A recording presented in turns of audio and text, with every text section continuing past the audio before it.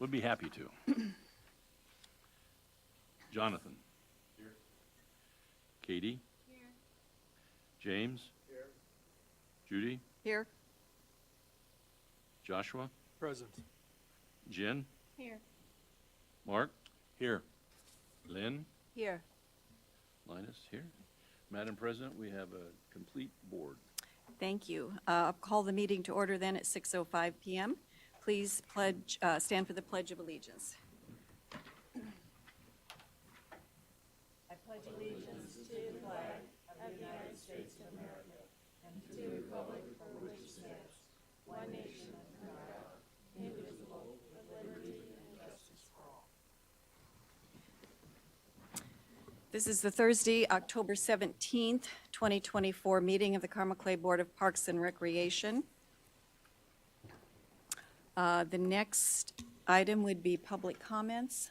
I don't see any public here to address us tonight, so we'll move on to staff reports. Curtis? Thanks, Madam President. Staff reports are included in your packets, and I am happy to answer any questions that you have.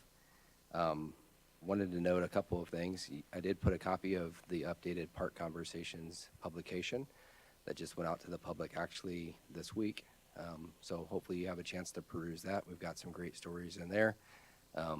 One of them happens to be the bison and calf statue that is prominently displayed in Central Park. If you haven't had a chance to check that out, please do so. It's absolutely phenomenal. Also wanted to note that our team just attended the National Park Association Conference in Atlanta, Georgia, where we were reaccredited as a CAPRA agency, which is pretty exciting. And we would love for you all to join us at a celebration, a banner unveiling next Tuesday, October 22nd at 11 a.m. in the Monon Community Center gymnasium. We will also be serving lunch. So if you can attend, that would be absolutely phenomenal. Next Tuesday, October 22nd, 11 a.m. We would love to have you there. And then not in your packets, but definitely worth noting is that Y Engineers received a merit award from the American Society of Landscape Architects Indiana chapter at its annual conference in September for construction of Meadowlark Park. So Meadowlark Park is once again the recipient of another award, which is pretty cool. So I want to make sure that I mention that to the park board as well. With that, I'm happy to answer any questions that you have. Are there questions for Assistant Director? I just want to make sure that board members have all read the IBJ article that is in the packet. That was an excellent description and interview with Michael about the park situation and the long-term funding, and I thought it was very well done. The reporter did a good job and seemed to understand all the issues, so good job, Michael. Yes, Jim, go ahead. Michael, did the council approve yet the 2-year extension? No, the 2-year extension, other words, officially known as the Third Amendment to the interlocal, is still in committee. So I anticipate, I don't anticipate any issues with the adoption of it. I think the council is using that to just have a bigger conversation about what the appropriate long-term solution is for funding. But I fully anticipate the council will adopt that before the end of this year. What committee? Land Use and Special Studies, so Councilor Snyder's committee. And it looks like the gym was a complete redo, refresh, sort of the big refresh. Yeah, so every year we actually do an annual refinishing of the gym floors, but every 8 to 10 years we actually strip it all the way down to the wood and then repaint the lines and everything. That's just best practice and manufacturer's recommendations. But that did happen this summer as well, or this fall. So that work is complete. And if you haven't been to the gym, they look brand new. They look phenomenal. It looks really nice. Okay, any other questions? Question? Go ahead, Linus. I'm looking at the graph here for the Monon Community Center. Oop, I just lost my spot. 1 second, get back to it. Where'd it go? Well, here we go. The membership downturn for, looks like September there, 24? Yeah, that's pretty atypical. I was going to say, that Seasonal drop after that seems to be a water park season. seasonal thing, doesn't it? It Every is. year? Yeah, also, it's a great point because the insurance memberships actually have not bypassed our regular memberships as well. Our staff just kind of got a little lackadaisical with the quarterly purge that they're supposed to be doing. So they did that after the report was already printed, and I meant to put a new copy in the report or in the packet, but Sandy beat me to it and got the packet sent out before I could do that. So we're in good shape, but it does look a little wonky on the past graph currently. But that is pretty atypical. In September, we do have a seasonal drop. The memberships will go back up, probably starting as early as next month, but definitely December, January, February, I would expect to see an increase again. After the holidays? Well, yeah, around Thanksgiving or Christmas, sometime in that okay. time period. We call them the New Year's resolutioners. Some of the individuals that join come a little earlier. And But the insurance, is that a lot of Silver Seekers? yeah, Tivity. Applications. Yeah, Tivity. It's the health insurance reimbursement programs that we have. Thank you. You're welcome.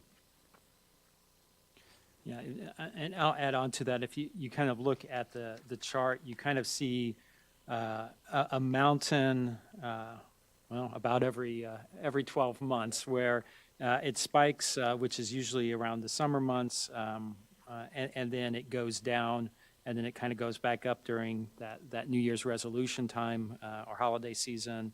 And so it's sort of that cyclical cycle that you see. So it's pretty common. It gets a little funky, obviously, around 2020 because, well, everything was funky around 2020. So, but it is a pretty strong pattern that we've seen. And it also sort of speaks to why we thought it was so important to try to develop the indoor playground, because while we never anticipate to fully flatten the line, if you will, what we know is during the summer months, people are joining the Monon Community Center for the water park and bringing their kids to the water park.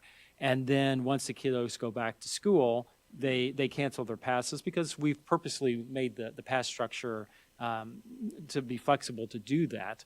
And then the New Year's resolution folks come in, in the cooler months to work out. And then as it gets warmer outside, some of them drop off, and then we start getting the families again.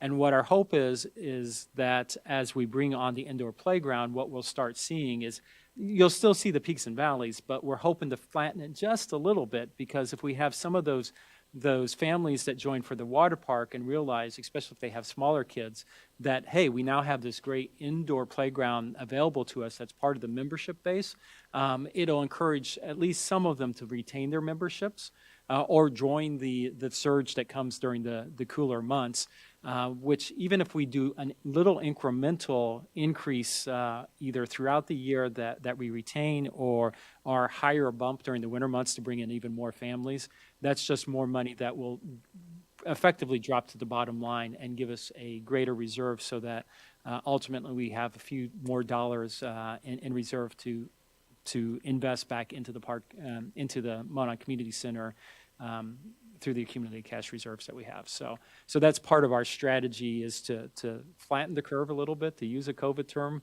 but we know we won't ever completely do so. That's a good explanation. Thank you. Any other questions for Curtis or Michael on this topic? Okay. We will move on to committee reports. Finance Committee, Lynn? Finance Committee didn't meet last month. Master Plan Review Committee? While we have not met, we are awaiting the revised intro and conclusion from Michael that is forthcoming. We will be reviewing that, and then the committee will be reviewing that. And then I believe our adoption meetings are sometime in November with the council. Is that correct, So, Michael? yeah, we'll have the joint meeting with the council on November 14th at 6 p.m., which I believe is at Jill Perlman Pavilion out in West Park. And then we would anticipate, barring any, major feedback from our elected officials, to be in a position to bring the resolution to the park board for your adoption at the December meeting. Thank you. At the December meeting. Yeah. Okay. Strategic Funding Committee, Mark? We have not met. And for the board's information, I have established a personnel committee, and I'm, I guess, automatically chair of it. And I've asked Mark to serve on it and Linus to serve on it. We did meet at 5 o'clock today for about 35 minutes, and outlining, I guess, Curtis, maybe read off your minutes so we're clear about. Yeah, really what we talked about is just additional information that we didn't have available to us when we reviewed the salary compensation study early in the year, in particular as it pertains to the director's pay. Thank you. We're moving on then to the minutes. Secretary Linus? I move to approve the minutes of the Park Board meeting dated September 10, 2024. Is there a second? Okay. Any additions or corrections? Questions? All those in favor signify by saying aye. Aye. Okay, minutes are approved. And excuse me 1 minute, I think that is my phone going off. I'm so sorry.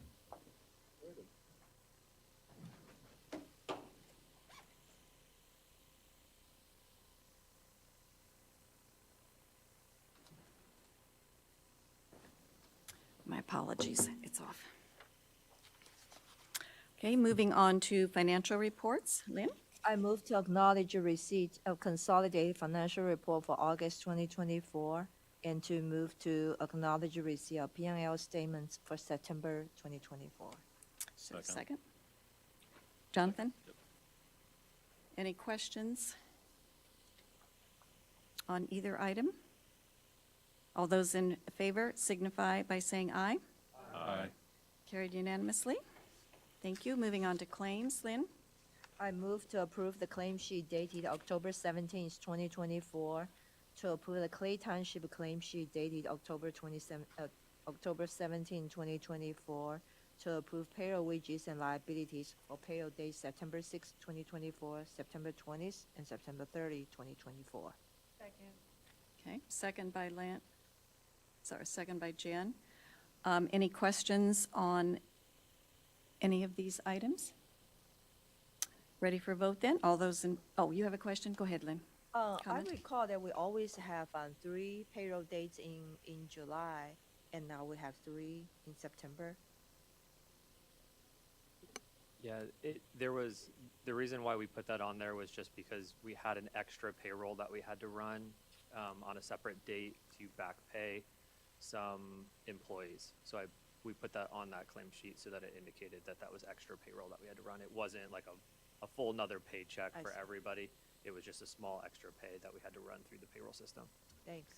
And that was the result of the update of our 2024 salary ordinance. No, No? some of those things just kind of happen sometimes with some of the payroll things, that there was a couple things that just administratively happened that we had to back pay a couple Okay. employees. So. Okay. Any other questions? All those in favor of the motion signify by saying aye. Aye. Carried unanimously. Thank you. Next is monetary gifts. Eric? Yeah, so last month in September, we had 2 contributions. We had a sponsorship for $250 from Muirfield Exteriors for our Lunch and Learn program at the Monon Community Center. And then our $100 donation from our anonymous donor to our staff appreciation. Madam President, Yes, Joshua? I definitely suggest we gracefully accept these and get them to the bank just as quick as possible. Is there a second? Second. Hey, Jonathan, thank you for your second. Any further discussion? All those in favor of accepting the money signify by saying aye. Aye. Opposed? Motion carried. All right, new business. Director? So the first item up for the Park Board's consideration is a grant of approval for a temporary right of entry at 126th Street and River Road. Just to give a little bit more of a visual for you than the legalese document that's in the board packet. Up on the screen, What is transpiring is the city of Carmel is getting ready to develop a roundabout at 126th and River Road. So, hopefully, so right in this area, if you can see where my cursor is where the roundabout goes. And we are trying to do this via Teams, so my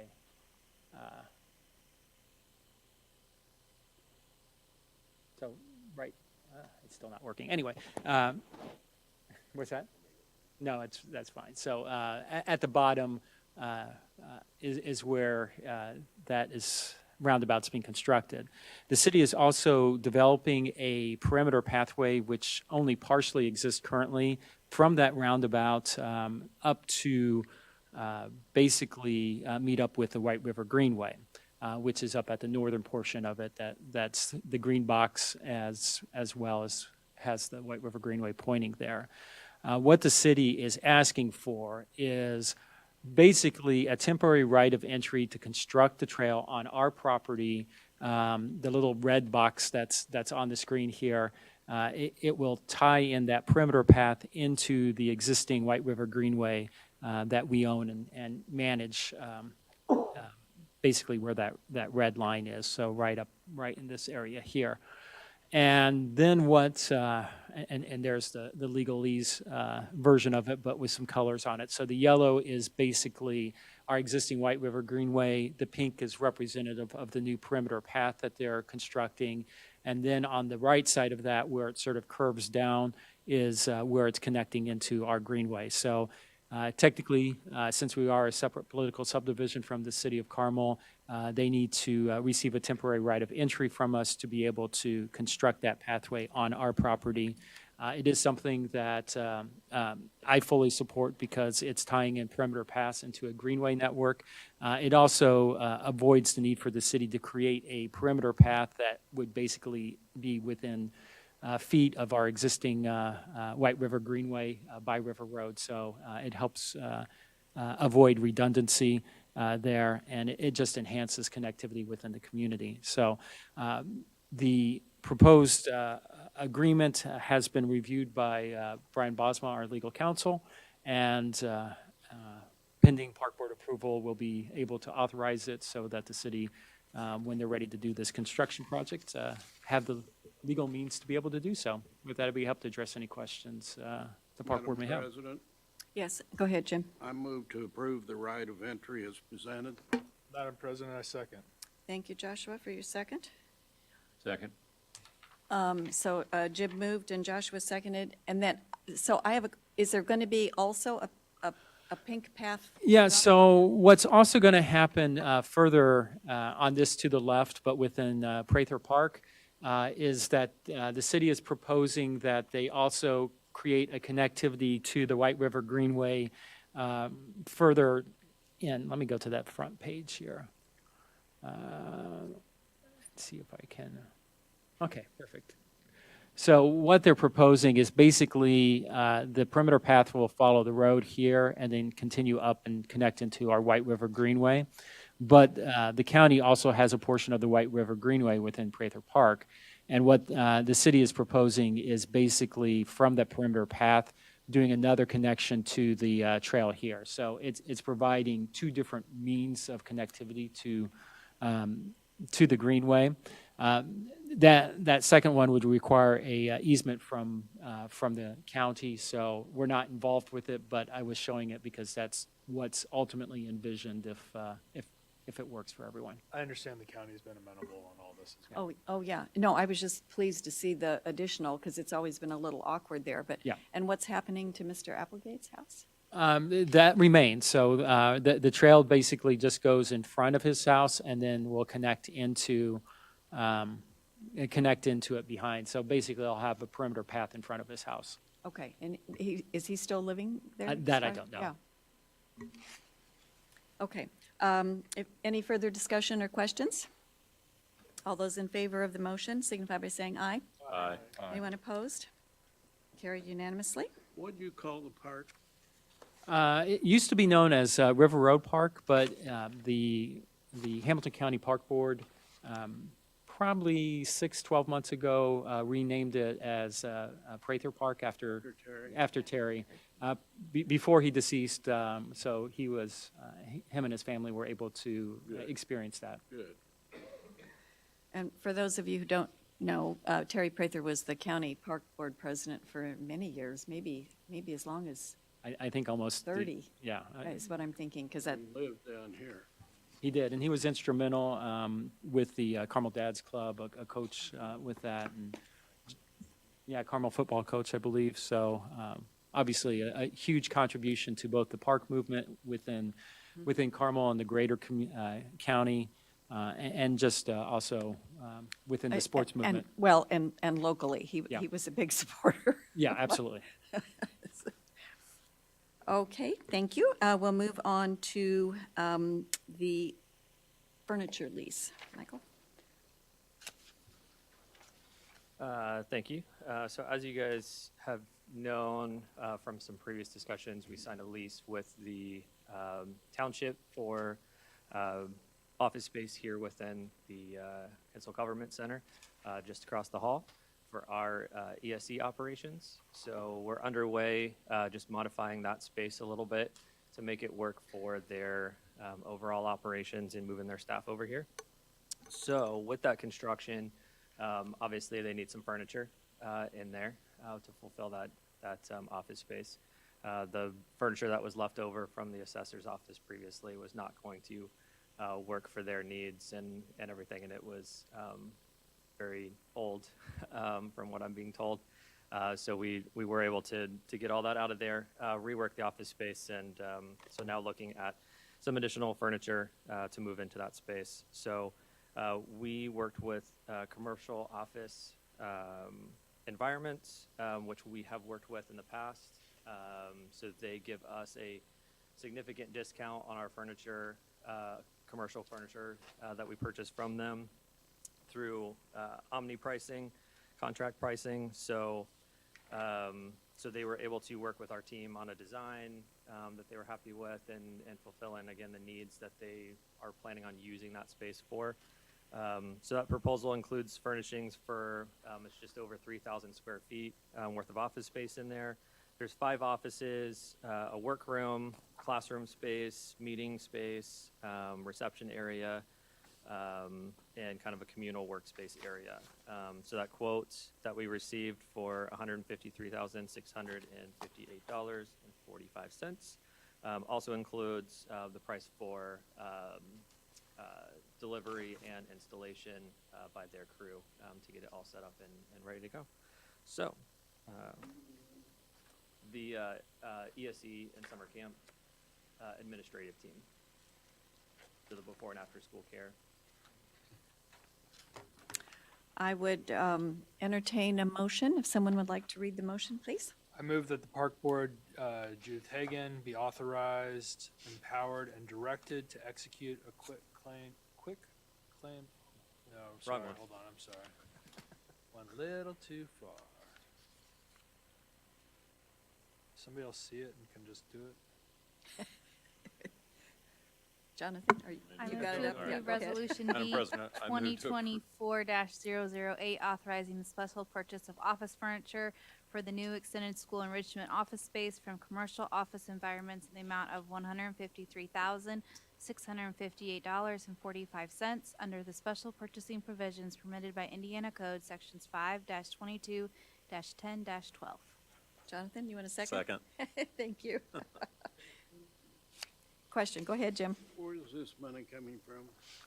So this is all coming out of the ESC 108 budget. And that's always makes a little money each year, right? Yeah, they have very healthy cash reserves currently, so they're in great shape. This is a small blip for them. Thank you. You're welcome. Jen, go ahead. I have a question about the, I guess, the tables in the open work area. Looking at this graphic, I'm assuming this is for like training and when folks come in. When the folks come in, I noticed that these table, and it could just be the picture, but they are not equipped with sockets to plug in outlet. laptops or anything like that. Yep. So we considered that, and so, but essentially what ESC has decided that they wanted to be able to do is those tables are, they fold up kind of flat. Yep. That way they can stack against the wall. Yeah. And so they're mobile, so those tables allow them to be able to set up that configuration in multiple different ways. So if they have a full-time staff meeting that come in and they want like a big boardroom style type meeting, Yeah. they can do it that way, as well as they teach a lot of their own internal CPR classes, CPR and first aid classes. That way they can have more floor space as well. So in order to get them to be, those tables to be powered or anything like that, we'd have to do a lot more to the floor and things to make that work. And they didn't feel like that was important. So what they do have is there's two desks that are up against the window in that same space. Those are powered for staff that want to come over and dock their laptops and work remotely from that office rather than the school site. As well as if they hire an intern, they'll have a permanent place for that. But in general, they're kind of like classroom or meeting times.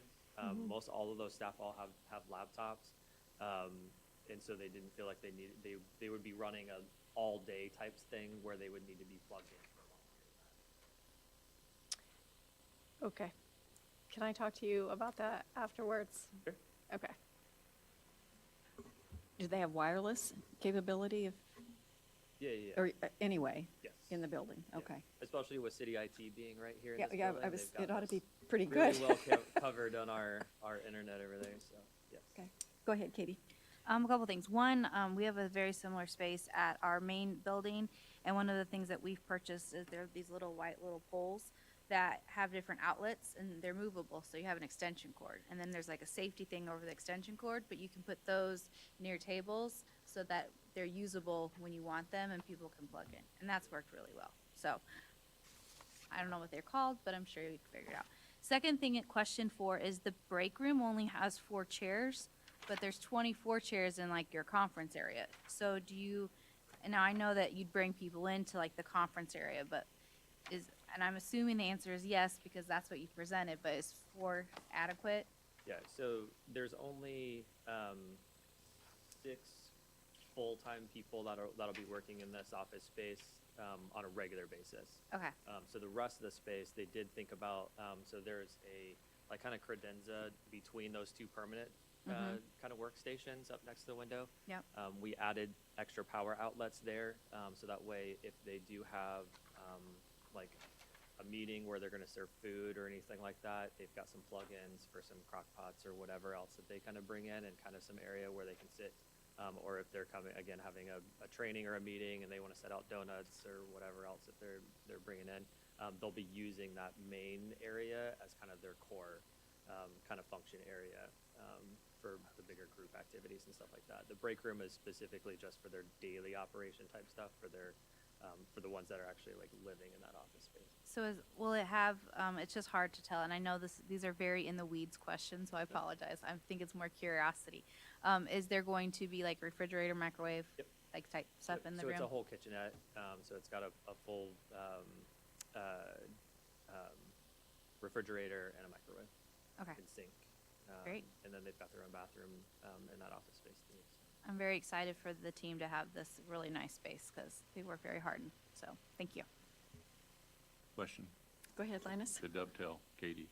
My question was about the refrigerator microwave, got that. Wet sink, will there be a sink in there as well? Yep. Okay. Yep. So the only thing they wouldn't have in there is pretty much just an oven. Any other questions? Okay. Are we ready to vote now? All those in favor signify by saying aye. Aye. Carried unanimously. Thank you. All right, now we go to Brian. Are you taking the quitclaim? Yes, we've been working to take a 3.38 acre parcel out of the center of Bear Creek Park so that your staff can, with a straight face, apply and receive the Land and Water Conservation Fund grant, which does not allow improvements to be located on the property that is being granted the funds.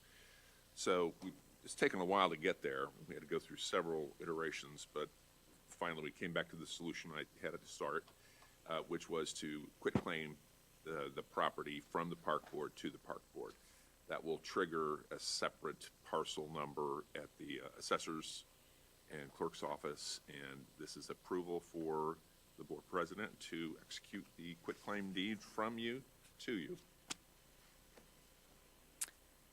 Yeah, one of the Josh? crazy things about, and we haven't received notification yet. We were anticipating notification by Monday, but then received notification from Department of Natural Resources, but then received notification on Monday that due to unforeseen circumstances, what have you, that it would be at least several more weeks. So we don't know as of yet if we've actually received a Land and Water Conservation Fund grant, which we had applied for up to $1 million.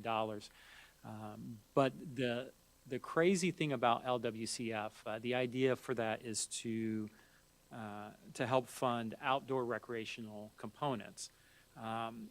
And because of that, they will not allow you to put an indoor facility, A, using land and water conservation funds, or B, if a park has ever received LWCF, to be able to then add a building. So what we were recommended to do, as Brian indicated, is parcel this out so that, you know, there'll be a restrictive deed if we get the LWCF on everything except this partial, so that we have a holdout to be able to construct basically a facility more similar to Joe Perlman Pavilion or Real Fong Pavilion. So that's what that's for. The other thing that makes it even more interesting in federal government logic is that they are now wanting these parks that are receiving LWCF to have greater cost recovery capabilities. But for a park like Bear Creek Park, the thing that has the greatest revenue generating capacity is the one item structure that they won't allow us to build unless we do something crazy like this. So there is some government bureaucrats not fully understanding how municipal parks work. But anyway, we're trying to create a workaround. Sounds like a solution. Joshua, would you like Yeah, to try I'm all that teed again? up now, yeah, Okay. yeah. I move that the park board president, Judith Hagan, be authorized, empowered, and directed to execute a quitclaim deed to the board for the Bear Creek Park parcel in the form acceptable to the president and legal counsel to the board. Second. Second? Okay. Jen, I'll take you. You can have it. Any further discussion or questions? All those in favor of the motion signify by saying aye. Aye. Anyone opposed? Carried unanimously. All right, old business. Appears to be none. I'm pleased to report no old business. Okay. Attorney's report, Mr. Bosma? It's a delightful month. We worked through some professional and construction contract issues. Have the Duke Substation easement teed up for the Park Board Building Corporation to approve, and I'll circulate consent to resolutions, Judy, on that. We get 3 signatures, and then you can sign that one. And still. My favorite project. Oh, yes. Yes, I know it is. Worked on this easement situation with Eric, who did a great job on it. It's about the size of it, nothing earth-shattering. We had another tort claim filed. That's pretty routine. And we got that in traveler's hands, and staff is working with them now to collect evidence of the alleged injury. Any questions for council? Thank you, Brian. We'll move on to director's report. Michael? I was able to check off a whole bunch of things because they were covered under staff reports or the committee reports. So I found some new things to add to the list. So number one, talking with the 2025 budget, I would anticipate that the city council will be adopting the general fund budget at their next meeting on October 21st, 6 p.m. at City Council Chambers. in addition to our general fund budget, it'll be the city's general fund budget as well. They have to adopt it before the end of the month, so, and that's their last scheduled meeting. I know that they have had a series of workshops as well as, I believe it was last week, a budget committee of the whole where they further reviewed the budget. All indications that I'm receiving is that we should have no issue with our proposed budget, and I fully anticipate it'll be approved as adopted by the park board and recommended to the council. So no perceived concerns there. Also, at the council's October 7th meeting, they authorized the issuance of lease rental bonds, which the good news is there is probably around $25 million in dollars earmarked for park-related projects. There is around $8 million for Bear Creek Park, as well as some perimeter trails and other trail networks in and around that park. So in addition to any funds that we receive from LWCF, as well as anticipated funds we're already planning on putting in from park impact fees, because that's an eligible park, we'll have probably close to $10 million worth of development in Bear Creek Park, which will get a really good first phase to open that park for the public. So excited about that. The lease rental bond also includes around $8 million for a new proposed, we're referring to it as Autumn Greenway, which would connect from the Monon Greenway around the location of the Salon 10, what's currently Salon 101. The exact location will kind of be contingent on the future Great American Songbook Museum, but sort of the idea is around that general area, and then terminate around Old Meridian and Carmel Drive, which will provide a great east-west corridor. This Greenway was actually inspired by some residents that gave a wonderful presentation to the Alternative Transportation Group, as well as some additional presentations to several city councilors that I was also able to partake in. What they highlighted is that, you know, obviously we're trying to create, especially, well, throughout the community, but especially in the central core, a safe means for people to walk and bike within sort of our expanding downtown area. And if you are around Old Meridian, there's no easy, safe route off-trail, or off-road, to get to sort of the Midtown area. And on top of that, if you're on the roads, because that's sort of old relative term, suburban-style roads that are very curvy, there's just no direct route. So this would create a Monon-esque east-west greenway to connect those areas. And it appears to be the council's desire for us to lead that project, obviously working closely with city engineering, but that will be a great addition and ultimately part of our greenway network. There's an additional $8 million for a north-south spur from that, coming from that greenway, and then ultimately connecting up to Main and Old Meridian. And the idea, too, is to purchase some property that is sort of in the middle of that block. There used to be a nice wooded area there that was decimated because a developer was going to do a mixed-use project that ultimately fell through. But the city's interested in purchasing that. Discussion about whether some of that property is either sold off for redevelopment, but there seems to be a growing interest amongst the council for that to become a memorial park because it's right next to the VFW. So maybe an opportunity for I mean, we have the veterans, not us, but the city has the Veterans Plaza, but maybe having something that's a little bit different, but to be respectful to our veterans, both alive and past, to commemorate them. So that could be a really cool project. And then the fourth one is really a roundabout project, but will have a park component to it. At Smoky Row and Ironwood Drive, which is on the east side of town, there's a Smoky Row swim club there currently that is in poor shape.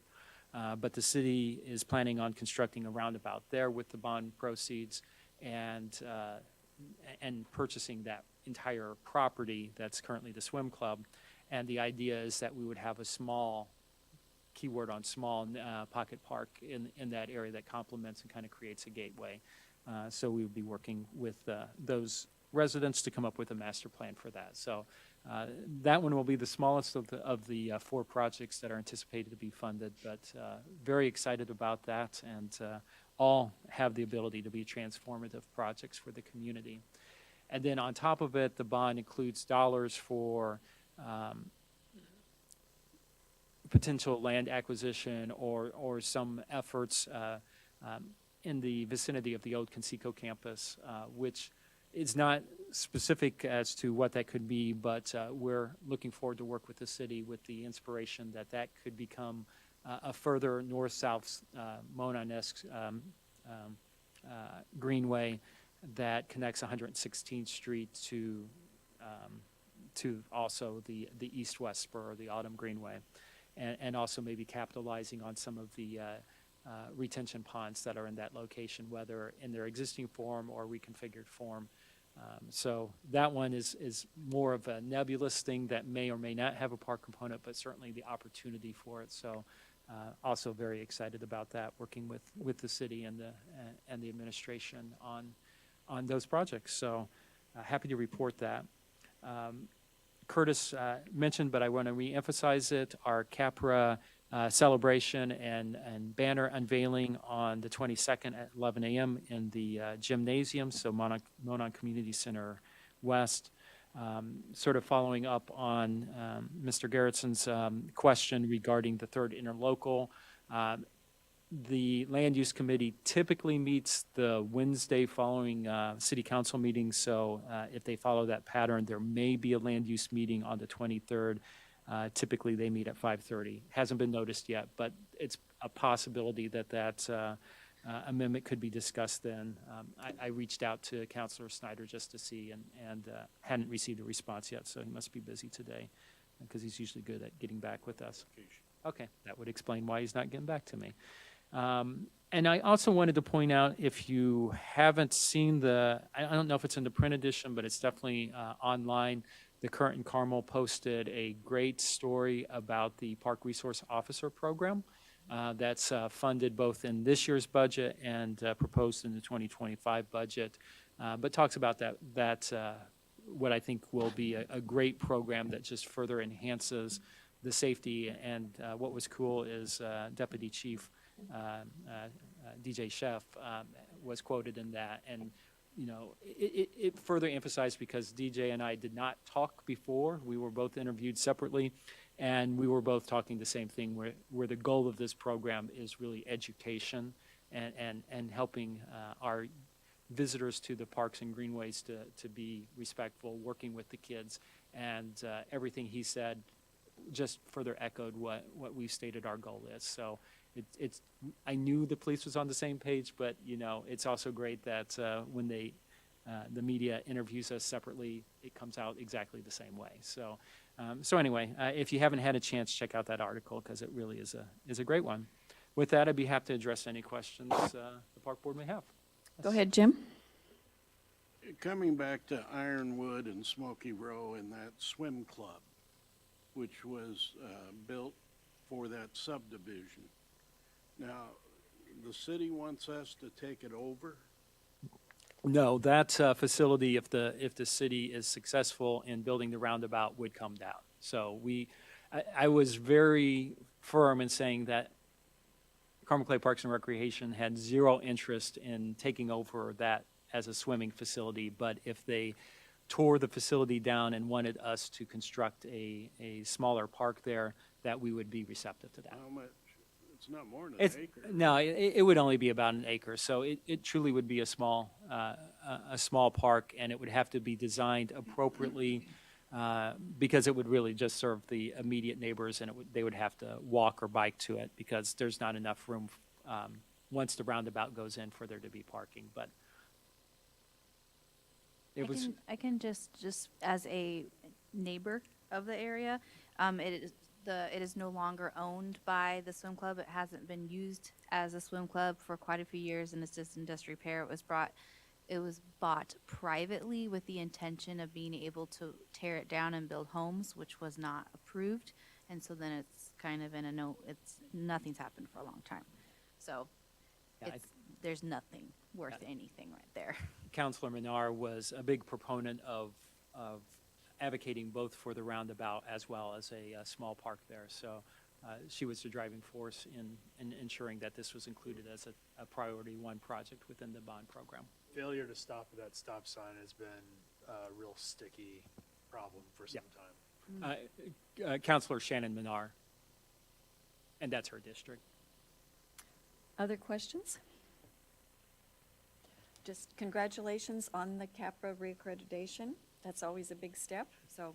Thank you. It Kudos to certainly the is staff. a team effort, including the park board, because you approve some of the policies that we have to, and master plan, and many of the documents that are required components of that accreditation. But, you know, I certainly want to give a shout out to Curtis, who shepherds us through that process, as well as our entire team, because many of our management team and other staff are involved in making sure that we're gathering the documentation to demonstrate compliance with the 154 standards. So it is certainly not me that's doing that. It's a full team effort, and I just get to encourage and I've led 2 of them, and we're still batting 1,000, baby. you've had better visitors than I did. Any other questions? I just want to say, I never thought I would still be involved long enough to see a major part of the budget discussion at the City of Carmel, as they've gone through these so many meetings, be about parks and trails and fixing the roundabouts to make them more user-friendly. They have spent really a lot of time. I mean, that's a lot of progress in 30 years. That is so much progress.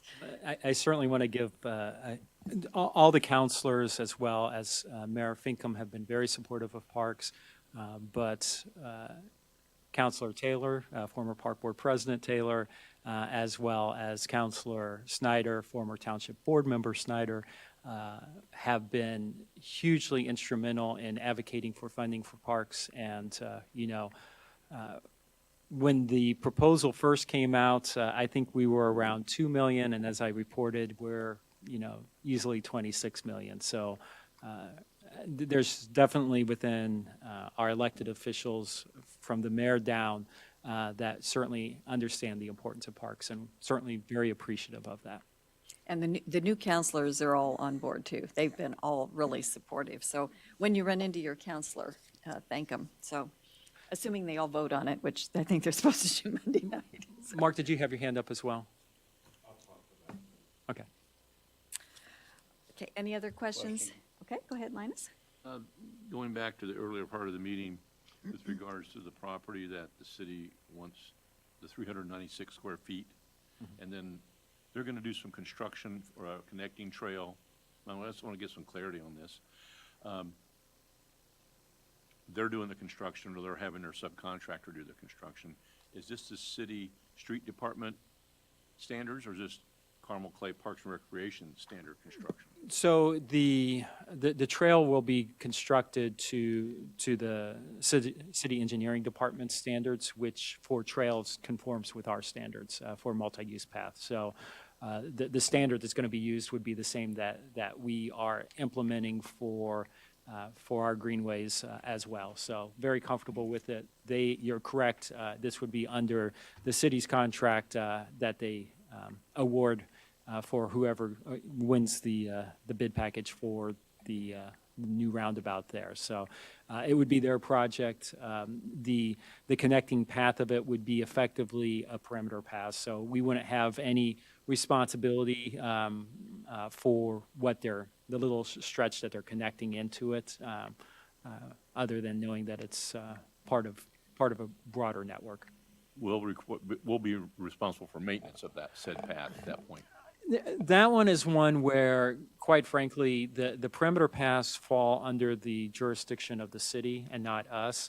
So even though it's coming on, because it is effectively a perimeter path, it's not the greenway there, I would expect, I mean, if it's minor stuff and it's right next to our existing trail, yeah, we're going to take care of it. But if it's, 15, 20 years when that trail needs to be replaced, it will be the city's responsibility. Okay, thank you. It's within the road right of way. So if it's in the road right of way, it's private streets, yeah. Yeah. Okay, any other questions or comments? And, if nothing else, if we don't get the funding we need, we can put a toll there, so. Another opportunity for revenue generation. Okay. If there's no further questions for the director, let's move on to information items. Plan Commission, Joshua. Planning Commission had a MobiCon conference with the Dutch conglomerate to come and talk to us about roundabouts of all things. So Planning Commission attended that. And then on Tuesday, we had kind of a lively conversation about Gramercy and the kind of restructuring of the language in the PUD there. The reason why I bring it up is because should redevelopment occur there, that likely has huge implications into the park impact fee with big numbers. So fingers crossed that everything works out there. It's probably a long way out, but great benefit to our park system. Okay. School Board, Katie? Nothing to report. Thank you. Parks Foundation, I'll take that one. We have not met. Climate Action Plan Advisory Committee, Eric? Full disclosure, since my daughter's been in the hospital since August, I have not been to a meeting. So, but I have been keeping in touch and up to date on what's going on in the Climate Action Plan, and I can confidently say nothing to report to you guys. So, all good. Thank you. Any other information items? Anything? Okay. We'll move on to Park Board comments and discussion. Mark, do you have something you wish to say? Anyone with any other comments? Jim, go ahead. I want to go back to this situation on Carmel or 126th and Ironwood. We're talking about setting up a 1-acre parcel for a mini park. I didn't think we were going to do that anymore. So this is a project that's being led and initiated by City Council.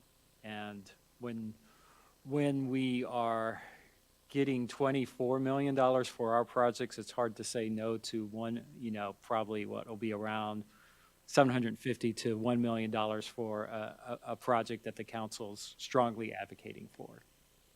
And I think it's fair to say it'll be more like a kind of trailhead. Yeah, it will. That's a pretty long stretch It'll be more of a there. gateway as Yeah. opposed to truly a park. Yeah, it won't have playground equipment and No. stuff. It'll have benches and some landscaping, Jim, I think, so it's not in opposition to our long-term policy, yeah. Yeah, and it's a project that would be, it's being funded by the city as well as the maintenance of it would be under the general fund. So I don't anticipate any issues as far as our capability to be able to maintain it, because it's not going to have a high maintenance expense, plus the expenses, since the city is advocating for it, should not be hard to sell to them why they have to. My suspicion is also even just the tearing down of the facility and scraping the land is something that's going to fall into the city's contract. Correct. Yeah, we'll have such a small portion, and we may work closely with engineering so that it's truly one bid project as opposed to two separate projects, because the park component of it's going to be small enough that it'll probably be easier to get someone to construct it working under the city's bid. We're changing directions here. There are other neighborhood swimming pool projects that could go under too. Are we gonna establish a precedent that I don't, I think this one is a property that is along a relatively major I mean, won't say major, but it's on, It is. next to an artery. Main thoroughfare. Yeah, thank you. I think the precedent isn't too dangerous because most of the other swimming facilities are embedded deeply into neighborhoods, whereas this one is on the edge. And there's just not a lot of examples of that throughout the rest of the city. So I don't think we're going down a dangerous road, and the way it would be developed in a manner that minimizes expenses and focuses strongly on perennials. So it feels like a pretty, What's really driving it is the road improvement, Jim. And then there's this little bit of dab of land left over. And so there might not even be much left over when they Correct. actually get the design done, because I don't think the design is done the yet. design has not And been done if because it's as much of a problem as, Josh, as you think, then they may end up doing something very creative there that uses it all. But Exactly. It may ultimately become more of a collaboration with the city to help create an attractive space, but if not much is there, then beyond what you find in a regular road project, we may have no long-term responsibility. But I think this is an example of us being collaborative with the city and doing something that I think can be a net win for the community.